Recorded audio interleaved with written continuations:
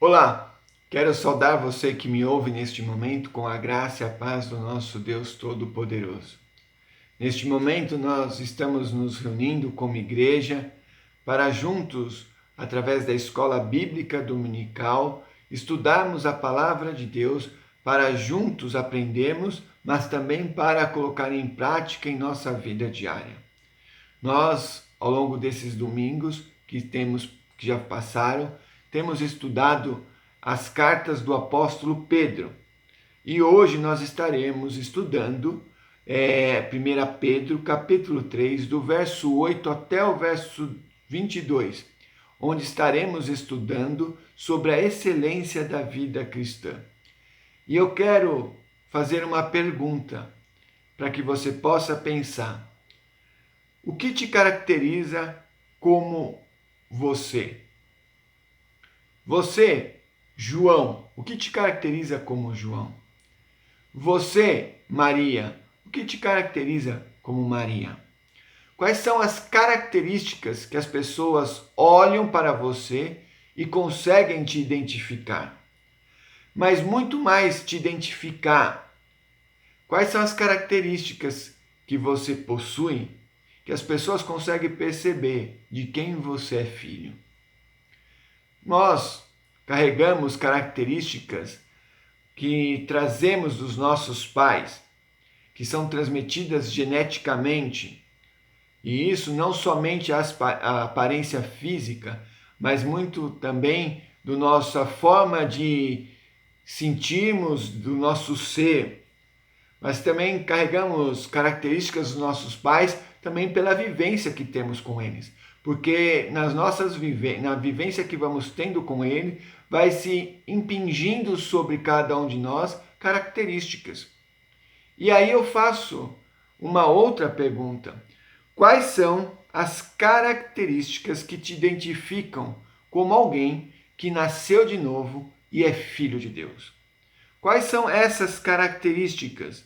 Você já parou para se perguntar quais são as características que você possui, que você apresenta, que quando alguém olha para você e fala, não, aquela pessoa é filho de Deus. Aquela pessoa é alguém que serve a Deus, que crê em Jesus Cristo. Você sabe responder? Você já parou para pensar nesta pergunta e encontrar resposta para a tua vida? Estas características, que na verdade são qualidades, elas vão dar direção para a nossa vida. Elas vão nos mostrar como devemos viver em meio à nossa comunidade de fé, no nosso convívio um para com os outros, mas também essas qualidades vão nos dar direção para a forma que devemos viver para com os de fora da igreja também. E também ela nos dá direção para como devemos viver em relação ao mal que a inimizade do mundo pode nos causar. Essas características que agora nós estaremos estudando, elas, na verdade, precisam ser vividas com excelência. E quando nós vivemos uma vida cristã com excelência, de forma notável, nos esmerando, nos esforçando, essas características, elas se tornam notáveis, elas se tornam perceptíveis àquele que te vê. Se você não vive uma vida cristã de forma excelente, as pessoas não irão perceber que você é alguém que tem Jesus Cristo no seu coração. Mas o que a palavra excelência quer nos transmitir? Excelência, a palavra excelência traduz a perfeita adequação de uma coisa para a realização de algo ou de alguém para o cumprimento de uma finalidade. E aí, uma pergunta que surge imediatamente é: qual é a nossa finalidade? Para que nós fomos chamados por Deus? Para quê? O apóstolo Pedro diz que os salvos foram chamados para ser um povo adquirido por Deus, para que anunciássemos a virtude daqueles que nos chamou. Isso se encontra lá em 1 Pedro 2,9, tá? Você vai ver lá e a gente volta lá para o texto de 1 Pedro, tá? 2,9, e ele vai dizer assim, principalmente no finzinho do versículo, eu vou direto para o fim do versículo.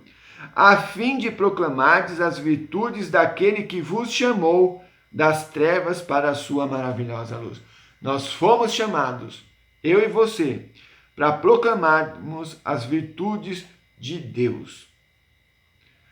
E isso, irmãos, ele vai acontecer, nós vamos fazer isso através das qualidades de excelência que nós encontramos dos versos 8 do capítulo 3 até o final, no verso 22. Essas qualidades de excelência, elas precisam ser colocadas em prática. Não adianta você saber, não adianta você conhecer, você precisa viver. E quando nós vivemos estas qualidades, estas características, elas trarão como herança para as nossas vidas a bênção de Deus, que tem os olhos dele voltado para cada um de nós. Então, como peregrinos, como o apóstolo Pedro afirma na sua carta, como peregrinos e forasteiros que nós somos neste mundo, nós devemos desempenhar com excelência o nosso papel como filhos de Deus no mundo no qual nós estamos inseridos. E quais são os sinais da vida cristã? Quais são os sinais da excelência da vida cristã? E aí nós vamos para o verso 18 do versículo, onde o apóstolo Pedro vai dizer assim: finalmente, sede todos de igual ânimo, compadecidos, fraternalmente amigos, misericordiosos e humildes. Reparem que ele começa com a expressão finalmente. Ou seja, o apóstolo Pedro está transmitindo a ideia de que ele vai concluir um assunto. E de fato, se você prestar atenção, nos versos anteriores a esse, ele primeiro faz uma exortação aos escravos, que eram os servos, depois ele vai fazer uma exortação às esposas, e depois ele vai fazer uma exortação aos maridos. E agora ele fala, finalmente, ele vai dizer para todos da igreja, sejam eles escravos, sejam eles maridos ou esposas, ou qualquer outro grupo, como os filhos, como as crianças, como qualquer outra classe que fizesse parte da igreja. Agora, finalmente, eu estou dizendo para todos vocês. E aí ele então coloca em destaque os sinais que vão evidenciar a excelência de uma vida cristã.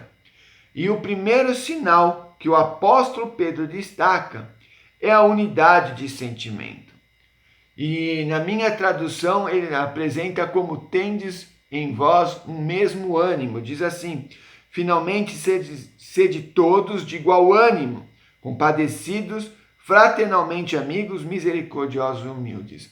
Talvez na sua tradução a palavra não seja igual ânimo, mas seja tendes em vós o mesmo sentimento ou o mesmo pensamento. E aí fica uma questão.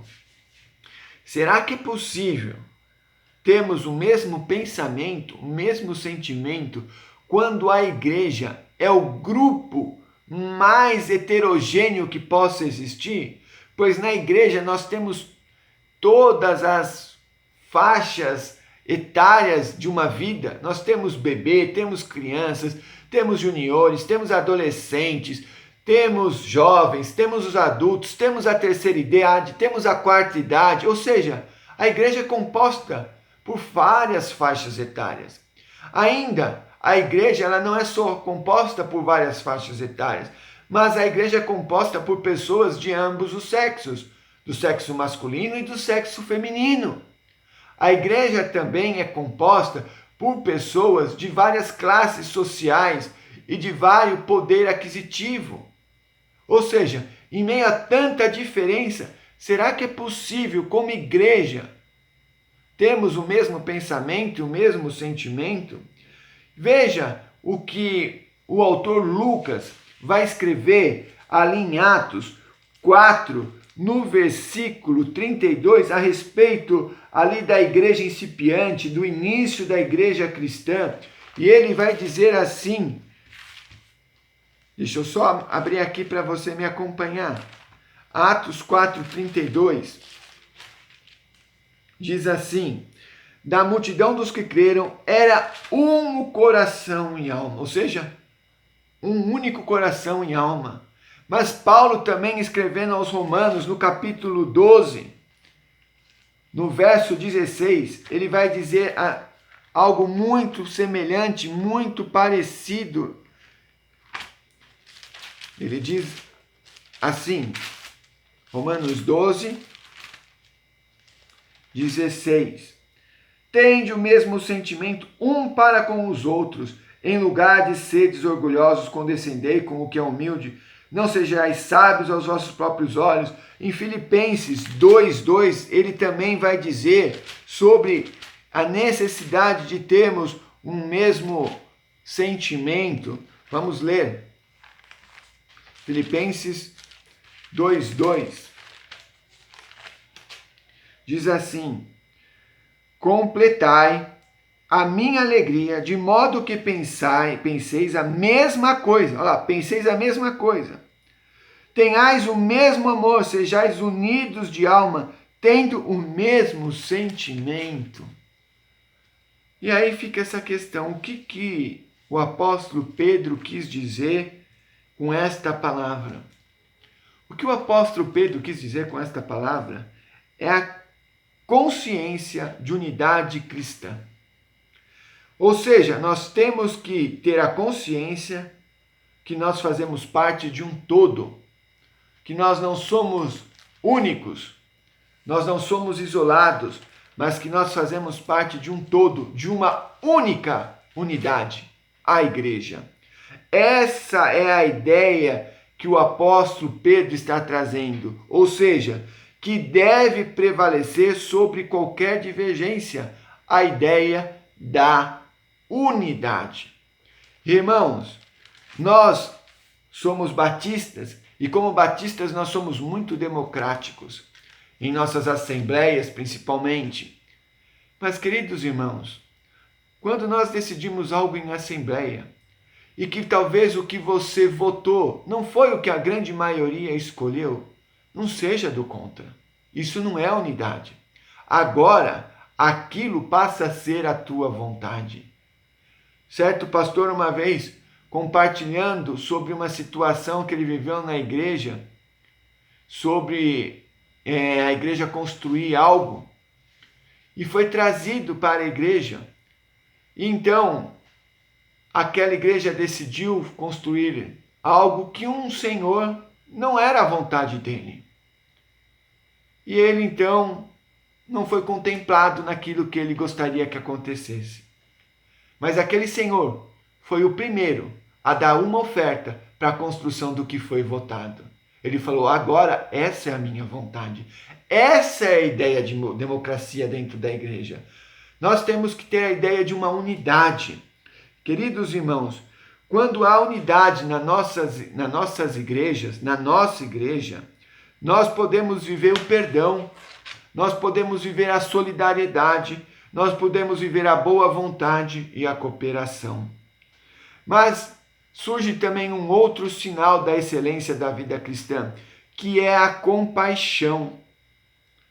Irmãos, e a ideia da palavra compaixão, a palavra grega para compaixão, a palavra utilizada, ela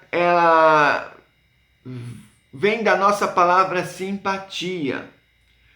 Ela significa, a palavra grega é simpateis. Mas ao contrário do nosso significado para a palavra simpatia, a palavra simpateis em grego, tem a ideia de empatia, ou seja, de se colocar junto com a pessoa naquilo que ela está vivendo. Você procura, através da sua atitude, sentir o sofrimento daquela pessoa e os problemas que aquela pessoa está vivendo. Mas não somente sentir. A partir do momento que você se coloca no lugar daquela pessoa, você também se coloca pronto, predisposto a ajudar aquela pessoa mutuamente. E talvez nós podemos compreender melhor a ideia de empatia quando Paulo escreve ali em Romanos, dizendo assim, olha, está alguém chorando? Chore com ele. Está alguém alegre? Se alegre com ele. Esta é a ideia de empatia, de compaixão, de se colocar junto, para, sabendo dessa forma, pelo sentir, como você pode ajudar essa pessoa. Um outro sinal que vai evidenciar, que vai dar sinal da excelência na vida cristã, é o amor aos irmãos. Interessante que o amor aos irmãos está bem no meio. São 5 sinais. Nós vimos o primeiro, o mesmo sentimento. Vimos o segundo, compaixão. E agora nós estamos vendo o terceiro, que está bem no meio. Ou seja, talvez o apóstolo Pedro, não sei se intencionalmente ou não, mas ele coloca bem no meio, é parte central. E queridos irmãos, aquela igreja, ela estava recebendo daqueles que estavam fora da igreja, daqueles que não eram filhos de Deus, só agressão. E o que eles mais precisavam eram, de alguma forma, se sentirem amados. Todo ser humano tem uma necessidade de se sentir amado. Todo ser humano tem necessidade de amar e de ser amado. E aqueles que ali estavam, para quem Pedro está escrevendo, não estava recebendo. Então ele intensifica isso. No início da carta e no final da carta ele vai falar também de novo do amor fraternal, o amor entre os irmãos em Cristo. É sinal que nos distingue como os discípulos do Senhor Jesus Cristo. Diante de tantas situações, nós podemos contar com o amor dos nossos queridos irmãos, pessoas que nos amam. Diante de situações pelas quais nós passamos, como é bom saber que aqueles queridos irmãos da nossa igreja nos amam. E é isso que nos difere, é isso que nos mostra que somos discípulos de Jesus Cristo. Lá em João 13, de 34 e 35, ele fala justamente nisto saberão que sois meus discípulos, se tiverdes amor. Irmãos, não adianta fazer nada se não tiver o amor. E é por isso que Paulo vai escrever em 1 Coríntios 13 o hino do amor. E ele vai falar, ó, pode fazer tudo, mas se não tiver o amor, é como um sino, um metal que não tem vida. Por isso, irmãos, a necessidade de, na nossa comunidade cristã, na nossa necessidade de fé, estarmos entrelaçados pelo vínculo do amor fraternal, que é o amor que nós devemos ter um para com o outro, que é o amor ágape, que é o amor de Deus. Este amor deve estar como sinal de uma vida de excelência. Mas um quarto sinal é a palavra misericórdia. Queridos, o que você entende por misericórdia? A ideia de misericórdia é a ideia de ter um coração terno. E é justamente essa tradução que a Bíblia na tradução viva apresenta. A Bíblia na nova linguagem, na nova tradução da linguagem de hoje, ela vai apresentar educado.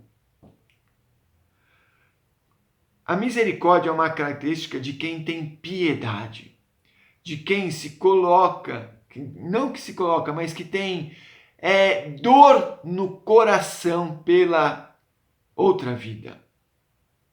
Tem um coração terno, não é agressivo, é um coração cheio de ternura, que pode saber lidar com as fragilidades do outro. É por causa da misericórdia que nós podemos nos perdoar. Se não fosse por causa das misericórdias, nós não nos perdoaríamos. É porque Deus é misericordioso que Ele nos perdoa. Mas o coração é misericordioso. Ele brota dele espontaneamente um cuidado com o próximo.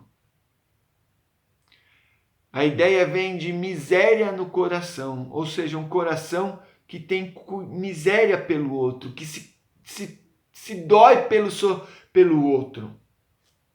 E às vezes ela se confunde um pouco com o termo compaixão. Mas a ideia aqui é muito mais de uma coisa internalizada. É um modo de ser. E um quinto sinal de uma vida com excelência é que essa vida com excelência é uma vida de humildade. Estamos inseridos num contexto onde se fala muito em humildade, mas as pessoas não vivem humildade. As pessoas estão voltadas a si mesmas, preocupadas com o seu próprio umbigo, considerando-se o suprassumo, como dizem, a última bolacha do pacote, onde não considera o outro como superior a si mesmo. E Paulo escreve em Romanos 12:3 sobre nos colocarmos, sermos humildes, não sermos orgulhosos. Em Filipenses 2:3 ele também fala. Em Romanos 12:16 ele repete. A humildade do cristão, irmãos, ela é resultado de termos a consciência de que nós somos criaturas. Nós não somos o Criador, nós somos criatura. Ela é resultado da consciência de que nós somos pecadores e fomos perdoados por Deus. E que por nós mesmos nós não temos capacidade alguma. Nossa capacidade vem de Deus e toda nossa salvação, ela não vem da nossa capacidade, mas vem do próprio Deus. Então não se julgue superior a ninguém, não seja orgulhoso, mas seja uma pessoa cortês no seu trato com o outro, considerando o outro, como Paulo escreve a Filipenses, considerando o outro superior a você. Agora, qual é a excelência da nossa vida cristã na conduta em relação aos que não são crentes? Quando nós falamos de amor fraternal, fica evidente que nós estamos falando para um contexto de igreja. Quando fala de termos um mesmo sentimento, fica evidente de estarmos falando para a igreja. Mas a partir do verso 9 ao 17, se torna muito claro que, embora isso nós possamos usar para os que estão dentro da igreja, o natural é usarmos para os que estão fora da igreja. E eu quero ler junto com você. Lá em 1 Pedro 3, de 9 a 17, diz assim: não pagando mal por mal ou injúria por injúria, antes pelo contrário, bem dizendo, pois para isto mesmo foste chamados, a fim de receberdes bênção por herança. Pois quem quer amar a vida e ver dias felizes, refreie a língua do mal e evite que os seus lábios falem dolosamente. Aparte-se do mal, pratique o que é bom, busque a paz e empenhe-se por alcançá-la. Porque os olhos do Senhor repousam sobre os justos e os seus ouvidos estão abertos às suas súplicas, mas o rosto do Senhor está contra aqueles que praticam males. Como ser humano sem Cristo, o natural diante da maldade que alguém recebe é ir para a retaliação, é ir para o revide. Se ele me fez isso, eu vou agir de igual forma. Isso quando fica no igual de forma e não supera, não vai além. O homem sem Deus, naturalmente, ele retribui o mal com o mal, e a injustiça que ele sofreu, ele vai querer ir para a desforra.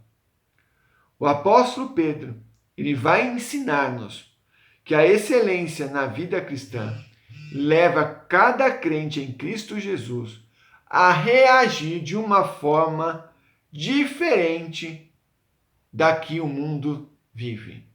Se estão te difamando, você não vai ir numa retaliação. Se estão falando mal de você, estão te caluniando, não vai acontecer isso. Mas não retalhando o mal com o mal, não indo para revide de uma injúria. O normal do mundo é pagar sempre o mal com o mal. Se alguém falou mal de você, fala mal dessa pessoa. Talvez você já ouviu, o esquema é aquele: bateu, levou. Bateu, levou. Essa é uma lei natural que rege o comportamento daqueles que não são salvos em Jesus Cristo. Mas aqueles que foram salvos em Jesus Cristo foi substituído pela lei do amor. Esta é a lei que prevalece no coração dos crentes em Jesus Cristo. O mal não deve ser respondido com o mal, mas o mal deve ser respondido com o bem. Se falam mal de você, você vai bem dizer. Eu sei que isso é difícil. E de fato, isso não é natural. Isso a palavra que eu vou usar é extraordinária, mas não é bem essa palavra. É sobrenatural. A palavra melhor para descrever isso é sobrenatural. Por quê? Porque isso é espiritual. É a lei de Deus, não é a lei dos homens. O mal, ele nunca deve ser respondido com outro mal. No mundo em que nós estamos vivendo, onde um mal é respondido com outro mal, onde quando uma vida é morta, você vai para um protesto e mata mais de 3 vidas, que sentido faz tudo isso? Eu vou protestar pela morte de uma vida e por causa da morte de uma vida eu mato mais 3 e por aí vai. Não é essa a lei de Deus? E se você toma esses caminhos e vai nessa balada, nesse embalo, pense o que a palavra de Deus diz. Não retribua o mal com o mal, mas o mal com o bem.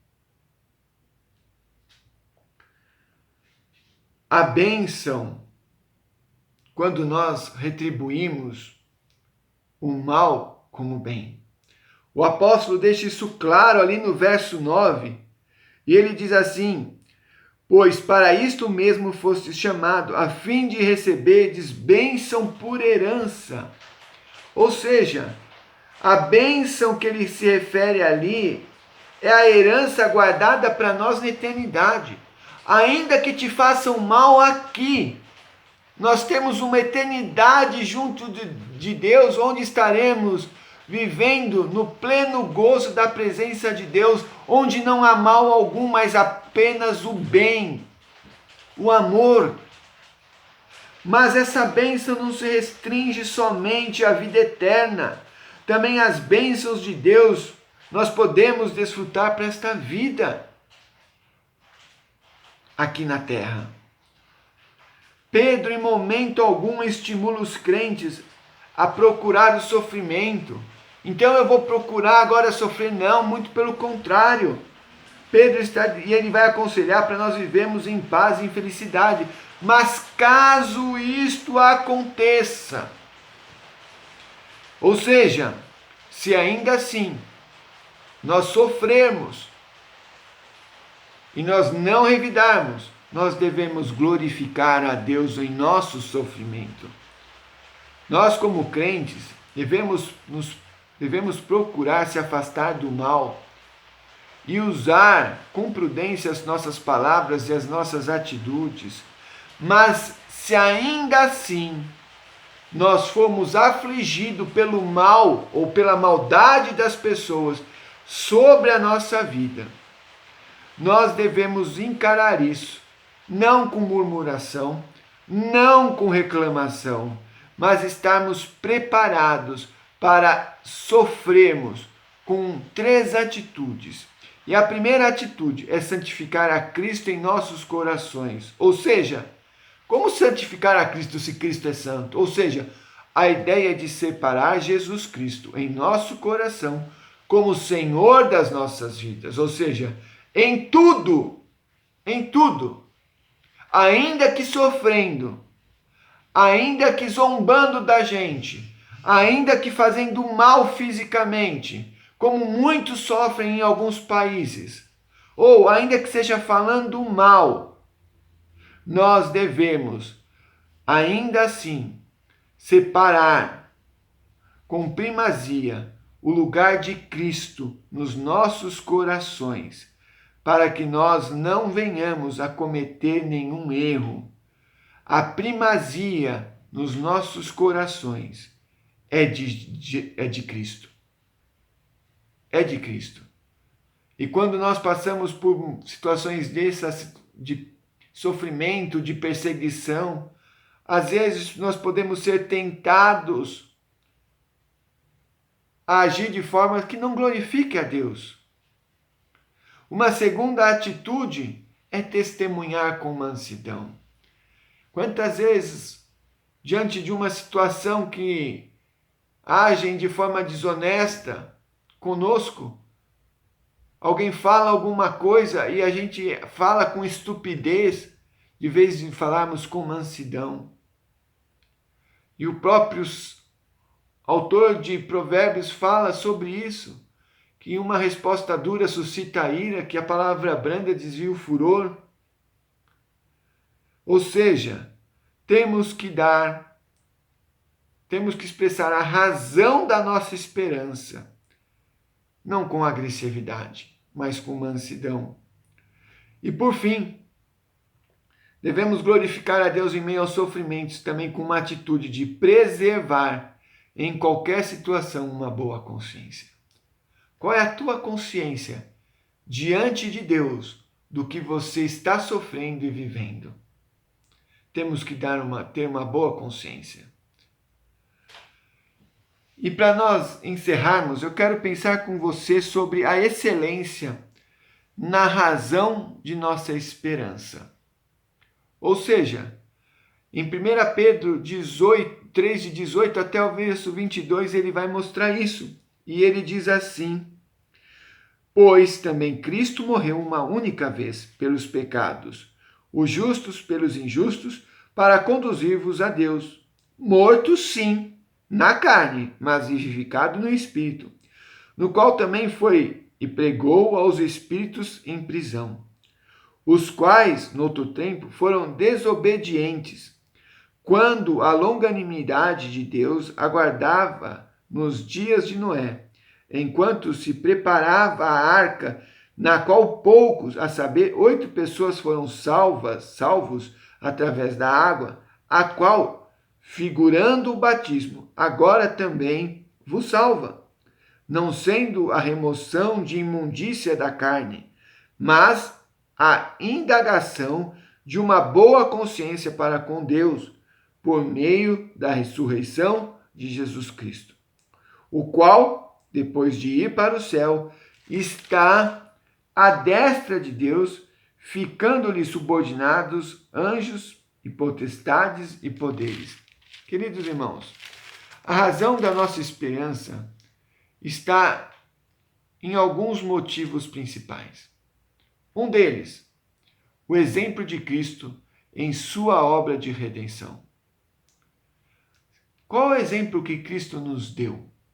Ele padeceu por nós, ele sofreu por nós. O justo se ofereceu em sacrifício pelos injustos, por nós, para que nós pudéssemos ser salvos. Olha que exemplo que Cristo nos dá e nos deixa. E eu lembro que há poucos dias atrás, na live, no culto de oração, estava ali junto com o pastor Nino tratando sobre perdão. Interessante que o próprio Jesus Cristo ali na cruz do Calvário, ele fala: Pai, perdoa porque eles não sabem o que fazem. Olha o exemplo que ele nos dá e nos deixa, para não irmos à desforra, para não guardarmos mágoas no coração da gente, daqueles que nos fazem mal.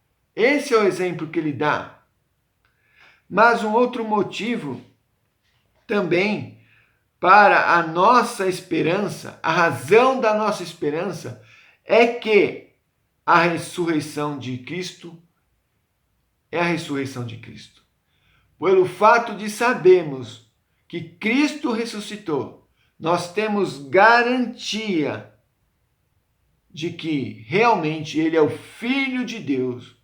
E por isso nós temos certeza de que também participaremos com Ele da ressurreição. Ou seja, um dia também nós ressuscitaremos.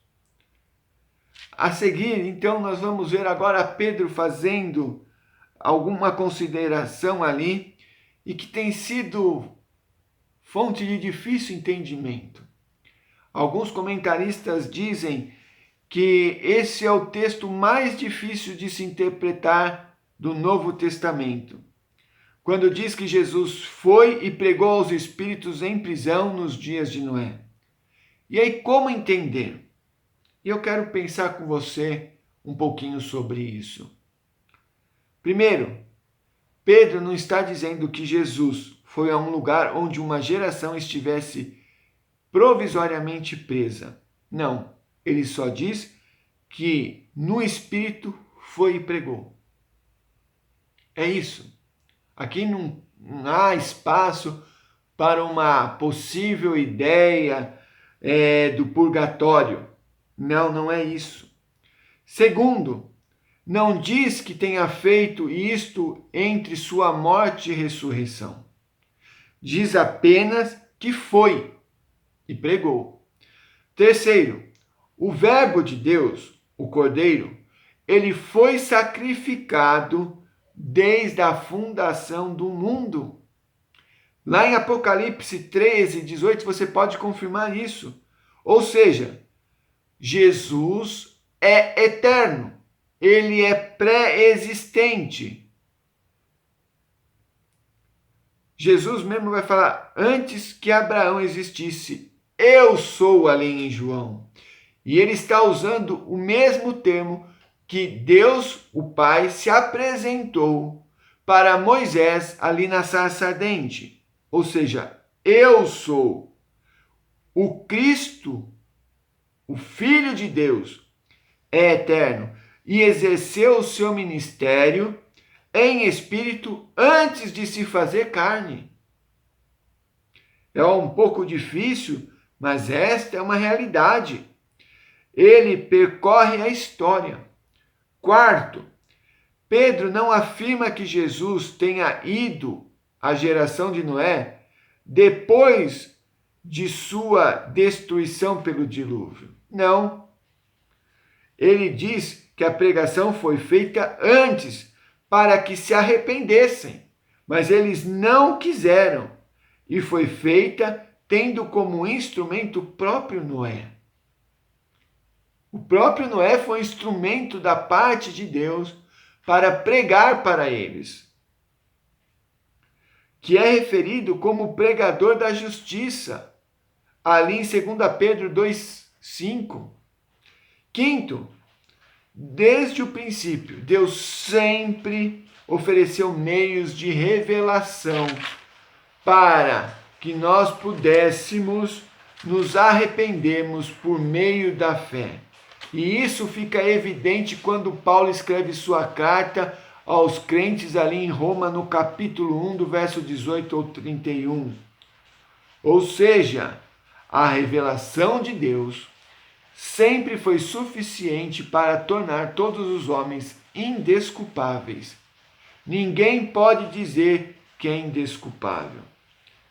O dilúvio destruiu a primeira humanidade.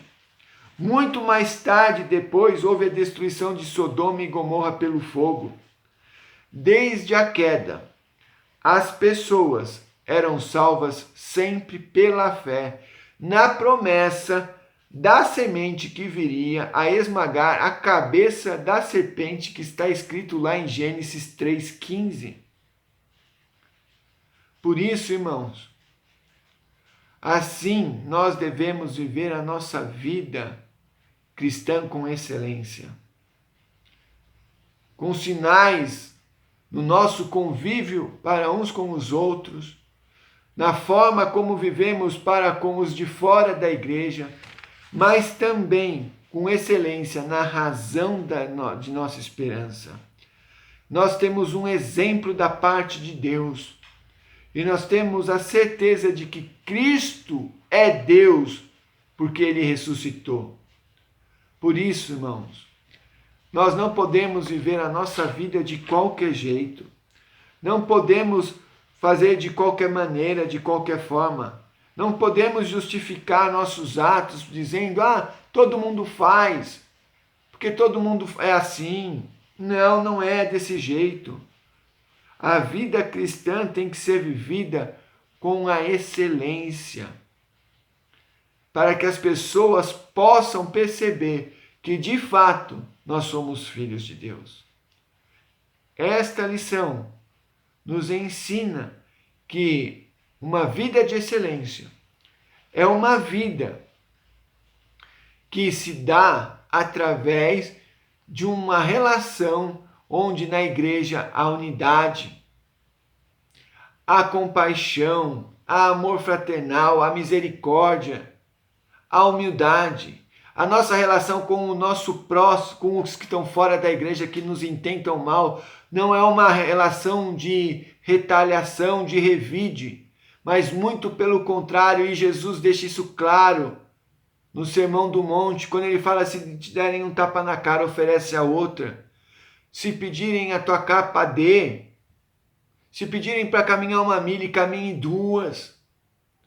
O próprio Jesus nos deixa isso. Isso é uma vida de excelência.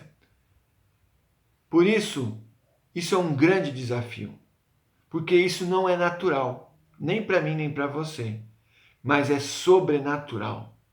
Porque somente aqueles que passaram pelo novo nascimento podem viver de igual maneira. Porque há divina semente em nossos corações, como o apóstolo João fala. É por isso que podemos. Por isso, irmãos, vivamos com excelência, para a honra e glória do nosso Deus, para todos sempre. Que Deus nos abençoe e nos ajude a vivermos essa vida, que as pessoas possam dizer, de fato ali existe um servo do Senhor. Até a próxima.